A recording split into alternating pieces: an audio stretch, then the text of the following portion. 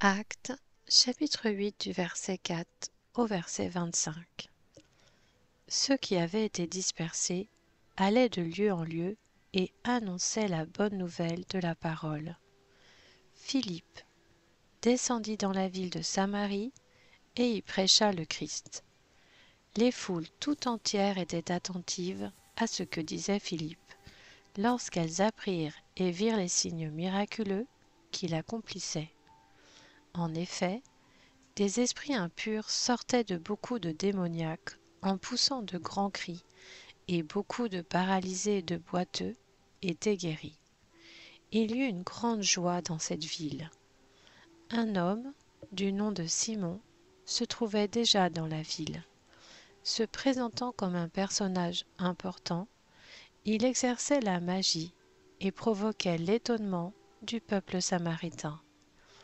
Tous, du plus petit jusqu'au plus grand, l'écoutaient attentivement et disaient : « Cet homme est la puissance de Dieu, celle qui s'appelle la Grande. » Ils l'écoutaient attentivement parce qu'il les avait depuis longtemps étonnés par ses actes de magie. Mais quand ils eurent cru à Philippe, qui leur annonçait la bonne nouvelle du royaume de Dieu et du nom de Jésus-Christ, hommes et femmes se firent baptiser. Simon lui-même crut aussi, et après avoir été baptisé, il ne quittait plus Philippe. Il voyait avec étonnement les grands miracles et signes qui s'accomplissaient. Les apôtres qui étaient à Jérusalem apprirent que les habitants de la Samarie avaient fait bon accueil à la parole de Dieu, et ils leur envoyèrent Pierre et Jean. Ceux-ci descendirent et prièrent pour eux, afin qu'ils reçoivent le Saint-Esprit. En effet, il n'était encore descendu sur aucun d'eux.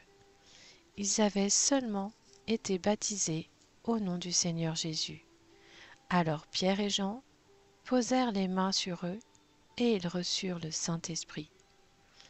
Voyant que l'Esprit Saint était donné lorsque les apôtres posaient les mains sur les gens, Simon leur offrit de l'argent en disant : « Accordez-moi aussi ce pouvoir, afin que celui sur lequel je poserai les mains reçoive le Saint-Esprit. » Mais Pierre lui dit : « Que ton argent soit perdu avec toi, puisque tu as cru que le don de Dieu s'achète à prix d'argent.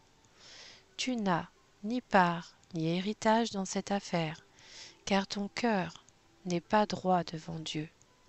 Renonce donc à ta méchanceté et prie le Seigneur pour que cette pensée de ton cœur te soit pardonnée, si c'est possible.